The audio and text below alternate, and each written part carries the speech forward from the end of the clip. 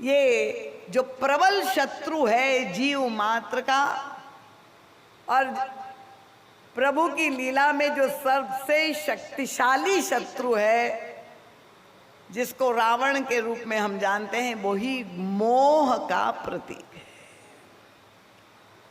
और देखिए प्रभु जो युद्ध कर रहे हैं लंका कांड में, जहां सारे राक्षसों का वध कर रहे हैं, मानव लीला प्रभु कर रहे हैं, उसमें कुंभकर्ण का वध कर देते हैं, खरदूषण त्रिसरा का वध कर देते हैं, मेघनाद का वध, सारे राक्षसों का वध करने के बाद सबसे अंत में ये मोहरूपी रावण, और उसको मारने में भी प्रभु को पसीने छूट गए। कितना कठिन है ये मोह की वृत्ति पर विजय प्राप्त करना। लीला में प्रभु ने ये करके हमें दिखाया। प्रभु श्रमित हो गया, पसीना पसीना हो गया प्रभु के। मरेउ न रिपु श्रम भयउ विसेखा, प्रभु को विशेष श्रम हो गया ये रावण को मारते हुए। तो जीव के लिए कहाँ संभव है, जब प्रभु ने यही करके दिखाया कि मोह की वृत्ति पर विजय पाना कितना कठिन है। और तब प्रभु लगातार बाणों का प्रयोग कर रहे हैं, रावण की 20 भुजा और 10 सिर कट रहे हैं, और फिर भी ये चमत्कारी रावण मर नहीं रहा है। नए सिर और नई भुजाएं निकल आ रही है, ये मोह का स्वरूप है। और तब प्रभु ने लीला में क्या किया कि राम विभीषण तन तब देखा। प्रभु मानो कह रहे मैं थक गया हूं, विभीषण की ओर प्रभु ने देखा कि मित्र सखा विभीषण, बताओ तुम्हारा भाई कैसे मरेगा। गोस्वामी तुलसीदास जी साहब का। और विभीषण ने जिस पद्धति को बताया, उस पद्धति से ही प्रभु ने रावण का वध किया। तो क्या प्रभु नहीं जानते थे? वो तो सर्वज्ञ है। पर विभीषण को पूछने का उद्देश्य क्या है? महाराज श्री कहते विभीषण कौन है? गोस्वामी जी ने कहा जीव भवदंद्र विभीषण सेवत बसत। ये जीव का प्रतीक है विभीषण। हम और आप सभी जीव है, और ये जीव मोह के शासन में जीवित रह रहा है। और सच बात तो ये है कि हम में से अधिकांश लोग चाहते ही नहीं है कि हमारे जीवन का मोह मिट जाए। अब मुझे ननिहाल वासियों का पता नहीं, पर ये बात तो सत्य है कि मोह में जितनी तन्मयता है, देखिए आप में से जो दीक्षित है गुरु के द्वारा, और गुरुदेव आपको मंत्र दीक्षा देते हैं, आज भी कई भक्तों ने दीक्षा ली, और सारी जो है दीक्षा के नियम है कि हमें प्रभु का स्मरण करना है और माला पर उसका जाप करके उनका स्मरण करना है ना। आप सभी साधक करते हैं कि नहीं? स्मरण प्रभु का माला ले करके और माला झोली लेके बैठ जाते हैं।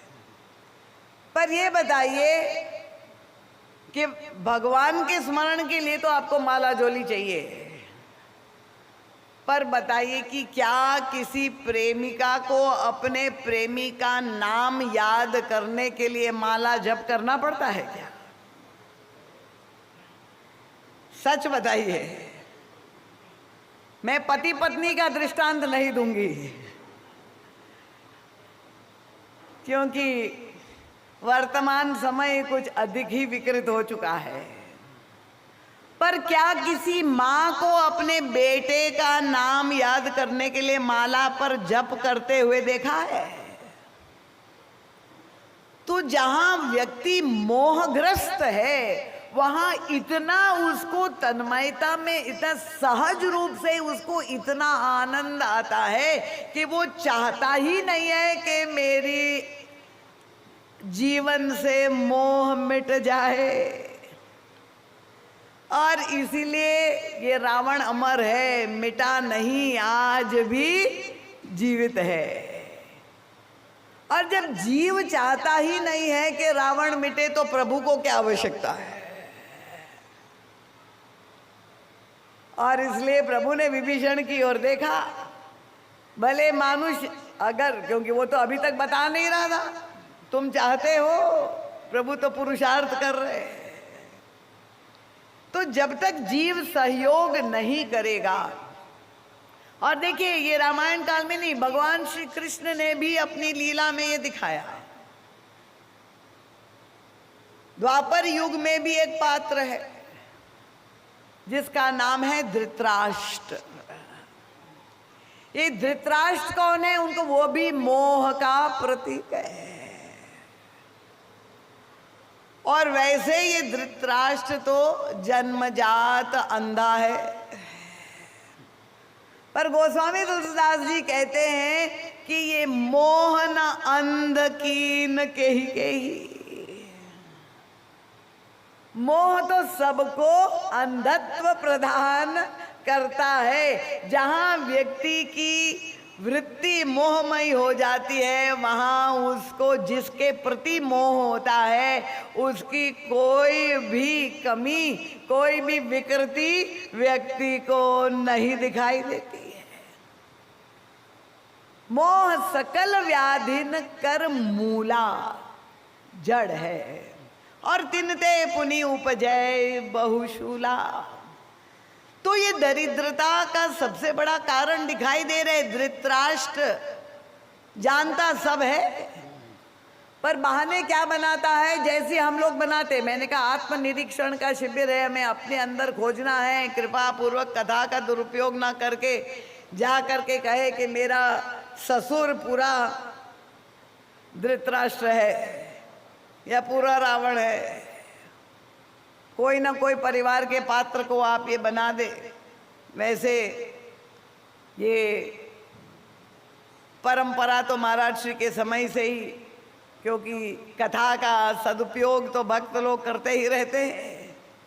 महाराज श्री का वह संस्मरण आप लोग ने सब सुनाई है, दिल्ली का रामकृष्ण मिशन का, जहाँ महाराज श्री कथा करने के लिए निमंत्रित किया गया। एक दिन का प्रवचन था। महाराज जी ने पूछा मंच पे जाके पूज्य स्वामी जी से, किस विषय पे सुनना चाहेंगे? तब स्वामी जी ने उस समय अहंकार, क्योंकि ये भी एक बहुत बड़ी मानव मात्र की समस्या है, और गोस्वामी तुलसीदास जी ने कुंभकर्ण को अहंकार के रूप में जो है प्रस्तुत किया है। तो यही महाराज जी को कहा कि कुंभकर्ण अहंकार है, उस पर आप व्याख्या प्रस्तुत करें। और महाराज श्री ने बड़े विस्तार से, संक्षेप से जैसे कथा कही। और उसके पश्चात जब कथा पूरी हुई, वापस लौट रहे थे, जिस दंपत्ति शिष्य के घर में रुके हुए थे, वो ले करके महाराज जी को जब लौटने लगे, गाड़ी की ओर पहुँचे और आगे जो है किस गाड़ी का दरवाज़ा खोला। पति महोदय महाराज जी से निवेदन किया कि महाराज जी आप को कष्ट होगा, प्रतीक्षा करनी पड़ेगी, पर कुंभकर्ण आ जाए तब न चले।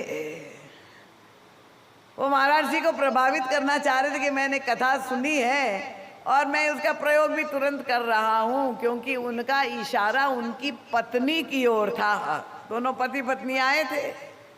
पत्नी थोड़ी स्थूल काय थी, देरी से ठुमक ठुमक के आ रही थी, तो उन्होंने पत्नी नहीं कहा, उनका कुंभकर्ण आ जाए तब न चले। उनका तात्पर्य मेरी पत्नी ही पूरी कुंभकर्ण है। महाराज जी ने सुना, मुस्कुराए।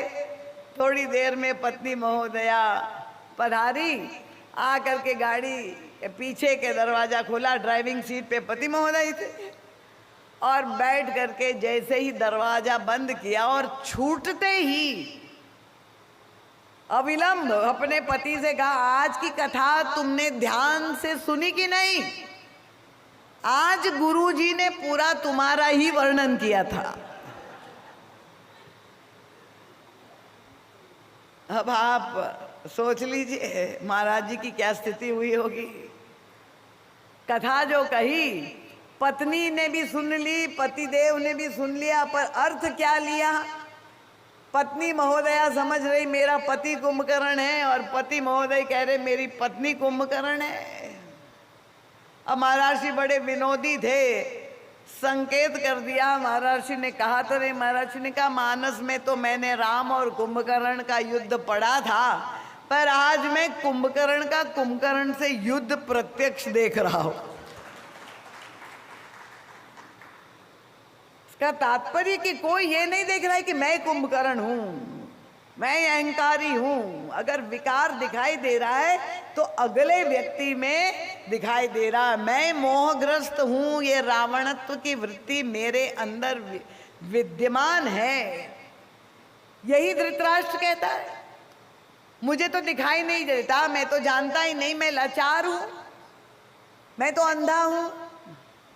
अरे भगवान श्री कृष्ण बड़े सावधान में तो धृतराष्ट्र का भी कल्याण चाहते। वो युद्ध प्रारंभ होने से पहले गए कि उनको ये कहने का अवसर ना मिले, और धृतराष्ट्र से कहा तुम्हें दिखाई नहीं देता है तो लो मैं तुम्हें दृष्टि देता हूं। पर क्या दृष्टि ले ली क्या धृतराष्ट्र ने? भगवान कृष्ण दृष्टि देना चाह रहे हैं, पर यही प्रज्ञा अपराध है।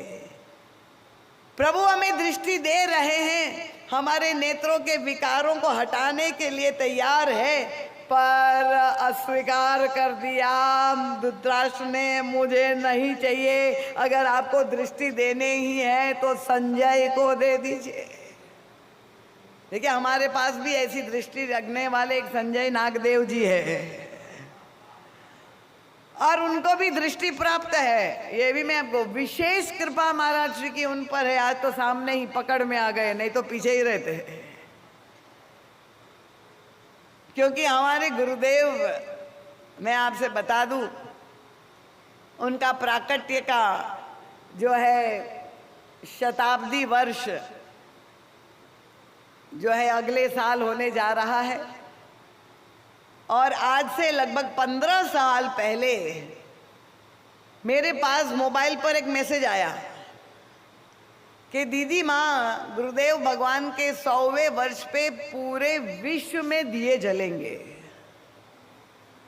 तो मुझे बड़ा आश्चर्य हुआ, संजय भैया ने ये मैसेज मुझे भेजा, मैं समझ नहीं पाई। पूरे विश्व में दिए जलेंगे 100वें वर्ष में, तो मैंने तुरंत ही उनको फोन लगाया। मैंने कहा कि ये मैसेज आपने कैसे भेजा? उनका दीदी माँ, हमने देखा हम लोग महाराज का प्राकट्य दिवस 1 नवंबर मनाते हैं, और 100वें वर्ष में परमर्ज महाराज का प्राकट्य 1924 में हुआ है। तो उनका 100वें वर्ष में 1 नवंबर के दिवस दीपावली का पर्व है। ये कितनी अलौकिक घटना है, और उसकी जितनी भी समीक्षा करे उतनी कम है। ये मैं आपके ऊपर छोड़ देती हूँ, मैं तो उसका आनंद लेती ही रहती हूँ। सोई जाने जेहि देहु जनाए। तो इसलिए दृष्टि प्राप्त है, ये हमारे संजय भैया इसलिए कह रही हैं। तो प्रभु केवल धृतराष्ट्र को नहीं, हम सब जो मोहांध है उनको दृष्टि देना चाहते हैं। पर प्रश्न है कि अगर जीव प्रस्तुत नहीं है तो प्रभु इस मोह रूपी रावण, जिसके द्वारा दरिद्रता का दुख हम भोग रहे हैं, उसको कैसे नष्ट करे? मारेंगे तो प्रभु ही, हमें तो नहीं मारना है।